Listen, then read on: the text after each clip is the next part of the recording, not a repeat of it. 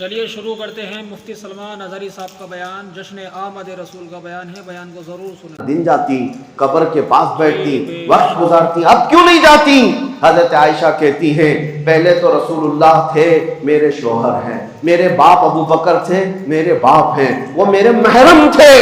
جب سے حضرت عمر آ گئے میرے لیے وہ غیر محرم ہے، میں ان سے پردہ کرنے کی وجہ سے نہیں جاتی ہوں۔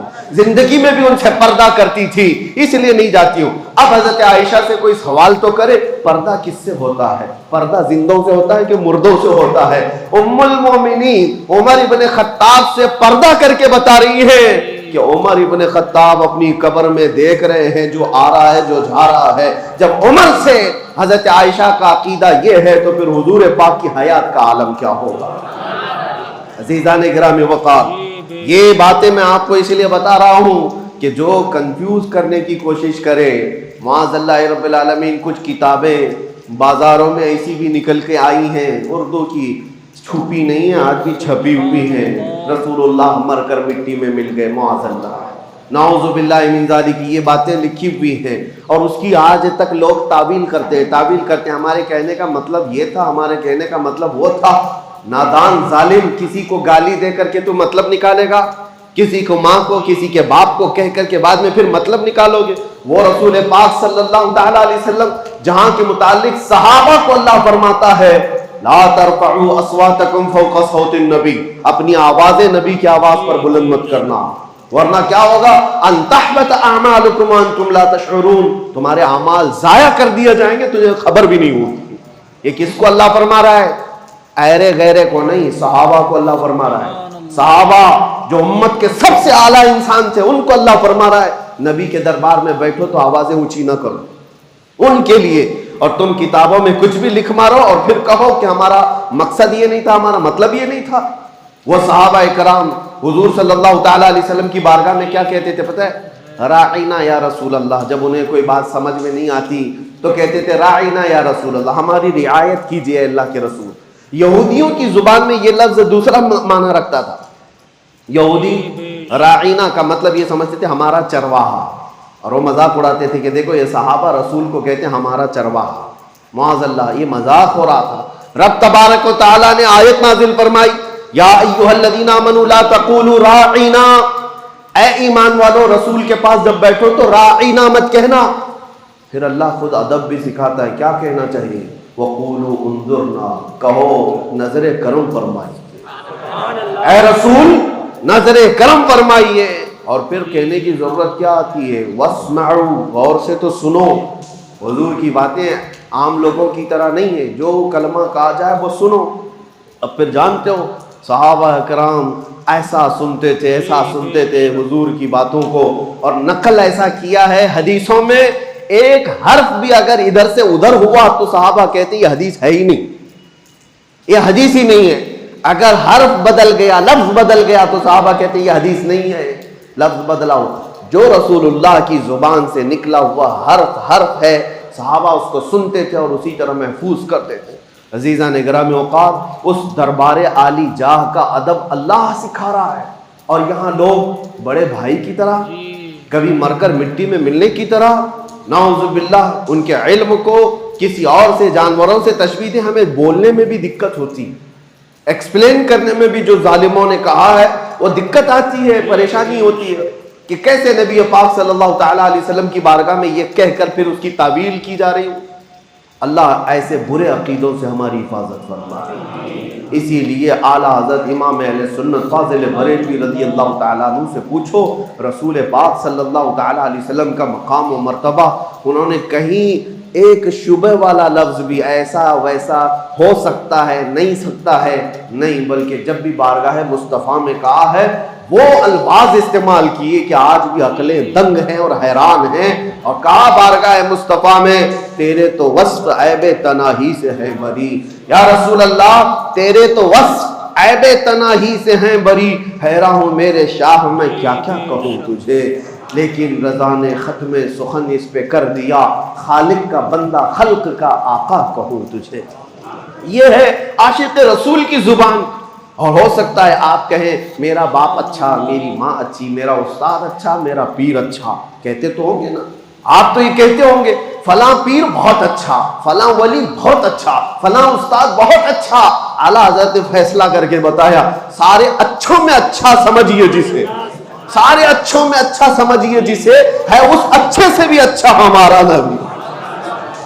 تم جس کو دنیا میں سب سے اچھا سمجھتے ہو سمجھ کر کے چلو، اور اس کے بعد اعلیٰ حضرت فرماتے ہیں اس اچھے سے بھی اچھا ہمارا نبی. اور پھر اگر تم یہ کہتے ہو کہ فلاں آدمی بہت اونچائی پر پہنچا ہے، بہت بلندی پہ پہنچا ہے، اس کا منصب بہت اونچا ہے، اس کا مقام بہت اونچا ہے، اعلیٰ حضرت کہتے ہیں سارے اونچوں میں اونچا سمجھیے جسے، جس کو بھی تم سمجھتے ہو سب سے اونچا ہے یہ آدمی، اعلیٰ حضرت کہتے ہیں ہے اس اونچے سے اونچا ہمارا نبی، ہے اس اونچے سے اونچا ہمارا نبی.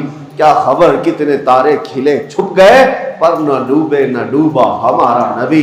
قرنوں بدلی رسولوں کی ہوتی رہی، چاند بدلی کا نکلا ہمارا نبی. بجھ گئی جس کے آگے سبھی مشعلے، شمع وہ لے کر آیا ہمارا نبی. سب چمک والے اجلوں میں چمکا کیے، اندھے شیشوں میں چمکا ہمارا نبی. جن کے تلووں کا دھون ہے آب حیات، ہے وہ جان مسیحا ہمارا نبی، ہے وہ جان مسیحا ہمارا نبی. اب دیکھو مقام اور مرتبہ کیسے ہوتا ہے، خلق سے اولیاء، اولیاء سے رسل. افضل کون ہے؟ خلق کا مطلب مخلوق، یہ ساری مخلوق سے افضل کون ہے؟ اولیاء کرام. اولیاء کرام افضل ہے. اولیاء کرام سے افضل کون ہے؟ انبیاء کرام، رسولان اعظام. اعلیٰ حضرت کہتے ہیں خلق سے اولیاء، اولیاء سے رسول، اور رسولوں سے اعلیٰ ہمارا نبی، اور رسولوں سے اعلیٰ ہمارا نبی. کون دیتا ہے دینے کو منہ چاہیے، دینے والا ہے سچا ہمارا نبی. غمزدوں کو مژدہ دیجئے کہ ہے رضا، ہم بے کسوں کا سہارا ہمارا ہے. عزیزان گرامی وقار، جتنی تعریف کی جائے وہ کم ہے. بارگاہ مصطفیٰ میں تعریف کرنے والوں کے قلم سوکھ گئے، زبانیں خشک ہو گئیں اور آنکھ بھر گئے، لیکن کما حقہ ان کی تعریف نہ کی جا سکی. اور اسی لیے حافظ شیرازی رحمت اللہ تعالیٰ علیہ بڑے عاشق رسول ہیں، وہ کہتے ہیں یا صاحب الجمال و یا سید البشر من وجہک المنیر لقد نور القمر. میں آپ کو بتاؤں اس کا مطلب کیا ہے. یا صاحب الجمال یعنی اے خوبصورتی کے بادشاہ، و یا سید البشر اور انسانوں کے آقا، اے خوبصورتی کے بادشاہ اور انسانوں کے، ساری انسانیت کے آقا. میں وجہک المنیر لقد نور القمر، آپ کے چمکدار چہرے سے ہی چاند کو روشنی مل رہی ہے. چاند کو جو چمک مل رہی ہے وہ آپ کے حسین چہرے سے. میں وجہک المنیر لقد نور القمر. تعریف کرتے کرتے تھک گئے تو آخر میں کہتے ہیں لا یمکن الثناء کما کان حقہ. آپ کی جیسے حق ہے، آپ کا جیسا حق ہے ویسے کوئی تعریف کر ہی نہیں سکتا. اخیر میں اتنا ہی ہم کہہ سکتے ہیں بعد از خدا بزرگ تو ہی قصہ مختصر. اللہ کے بعد اگر کوئی مقام ہے تو حبیب کائنات وہ آپ کا. اللہ کے بعد اس کائنات میں کوئی مقام ہے تو اے رسول مختار وہ آپ کا ہے. جبرائیل امین نے کہا تھا آفاق ہا دیدہ ام بسیار خوبا دیدہ ام، یعنی میں نے پوری کائنات کے چکر لگا لیے اور بہت اچھے اچھوں کو بھی دیکھ لیا. کہتے ہیں جبرائیل امین آفاق ہا دیدہ ام بسیار خوبا دیدہ ام، لیکن تو چیزیں دیگری یا رسول اللہ. لیکن اے اللہ کے رسول آپ تو چیز ہی الگ ہیں. اور اسی زبان کو حسان بن ثابت نے کہا تھا وَأَحْسَنُ مِنْكَ لَمْ تَرَ قَطُّ عَيْنِي وَأَجْمَلُ مِنْكَ لَمْ تَلِدِ النِّسَاءُ. دیکھو حسان بن ثابت کیا کہتے ہیں یا رسول اللہ آپ سے زیادہ حسین میری آنکھوں نے دیکھا ہی نہیں، آپ سے زیادہ حسین میری آنکھوں نے دیکھا ہی نہیں. شاعر کا ایک مزاج ہوتا ہے وہ کسی کی تعریف کرتا ہے، لیکن حسان بن ثابت پہلے والے شعر میں جو کہہ گئے ایک شبہ پیدا ہو رہا تھا، ایک شبہ پیدا ہو رہا تھا. کیا ہے؟ ہر آدمی کو ہر آدمی دیکھ بھی تو نہیں سکتا. حسان بن ثابت نے کہا آپ سے زیادہ حسین میری آنکھوں نے دیکھا ہی نہیں. ہو سکتا ہے بھائی آپ مکہ میں رہ رہے ہیں، آپ نے نہیں دیکھا ہوگا، ہو سکتا ہے کہیں اور ہو.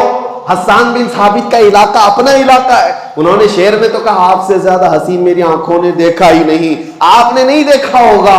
لیکن بعد میں تڑپ کر کہتے وَأَجْمَلُ مِنْكَ لَمْ تَلِدِ النِّسَاءُ. نہیں نہیں یا رسول اللہ آپ سے زیادہ خوبصورت کسی ماں نے جنا ہی نہیں.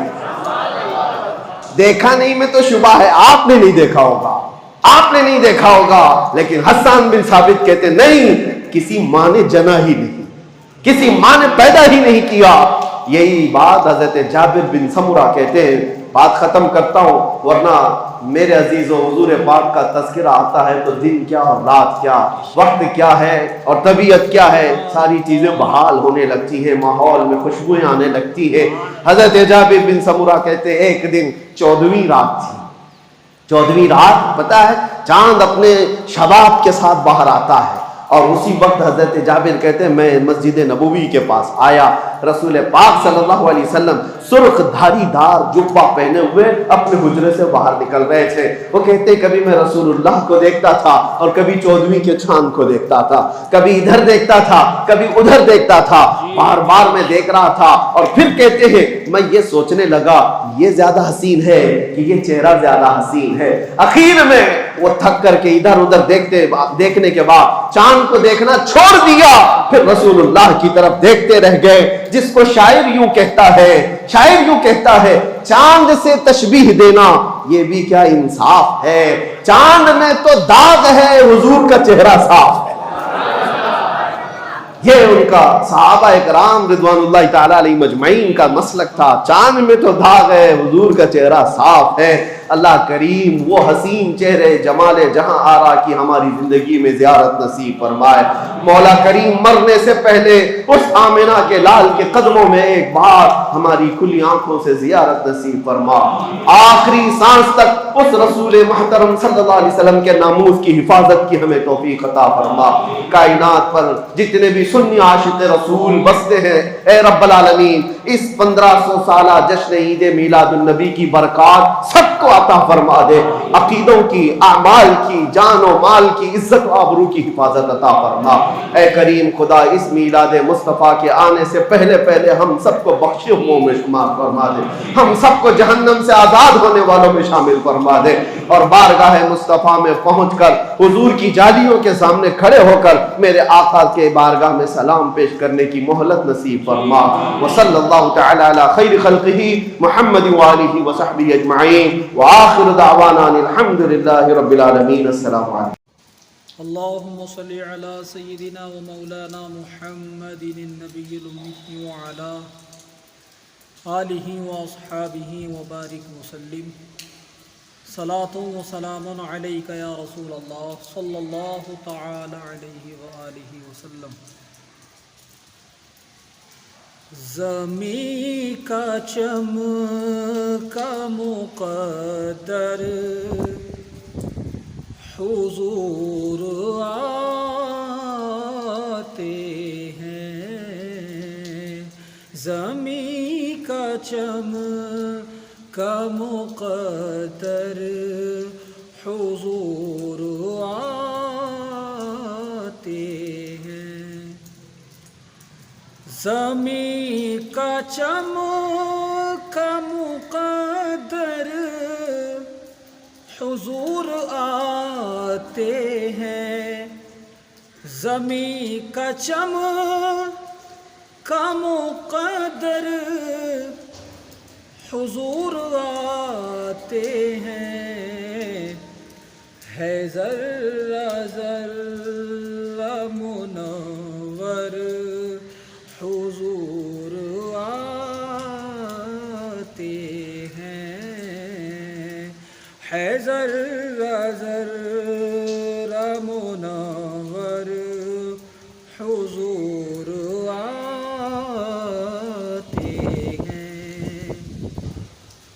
تو اپنی خوب یہ قسمت پہ کیوں نہ ناز کرے، تو اپنی خوب یہ قسمت پہ کیوں نہ ناز کرے.